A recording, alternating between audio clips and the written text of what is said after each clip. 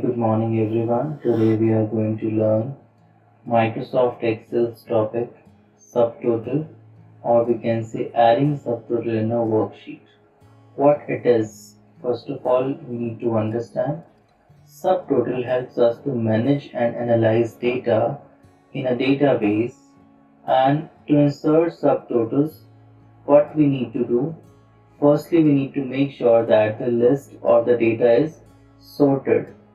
It means it should be properly arranged in an order so that the rows which we want to subtotal are grouped together. So have a look the data which we have. As you can see, I have roll number, names and houses, and then activities and the total.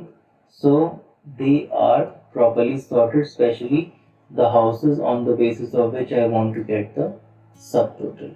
Let's continue.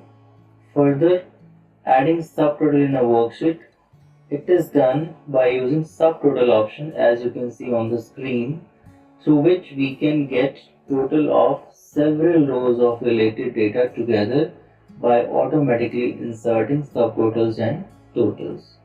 And what it does, it helps us to manage and analyze the data. How can we add subtotal in a worksheet? There are certain steps. Adding subtotal in a worksheet is used to manage and analyze data. In order to apply subtotal, the data must be sorted, as I discussed. So what are the steps? Open the worksheet, enter the data, sort the worksheet data, and then we need to go to data tab and choose subtotal option. The dialog box will appear and then we need to click on OK. So let's do it practically. So you can see the data in front of me.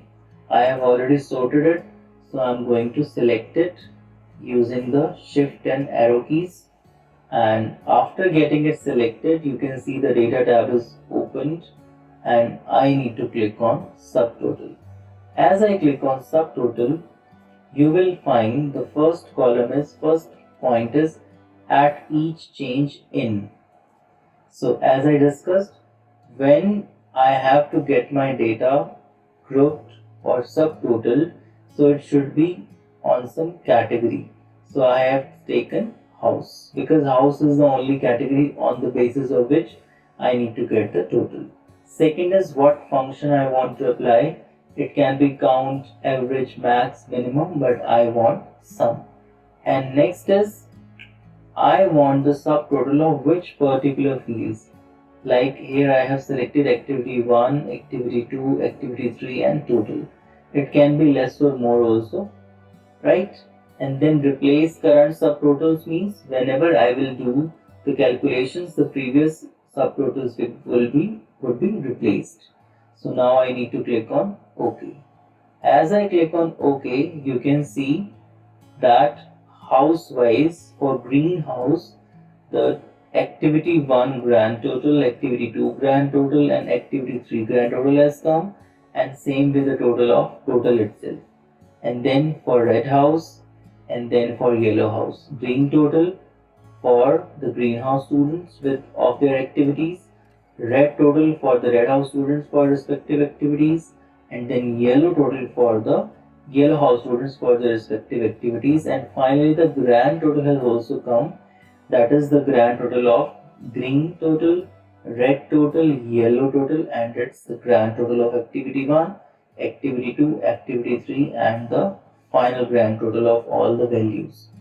So this is the way how we use subtotal, and if we try doing it one more time, then definitely we will be able to get it done correctly. If I do Ctrl plus Z, I would be able to get the same data back. So now again, if I select the data for these three things and I go to subtotal option, so I need to choose house, then I need to choose sum function and then activity 1 and then OK. So you can see that now the grand total has come for activity 1, firstly for green, then for red and then for the yellow house. So this is all about the subtotal activity. Thank you so much.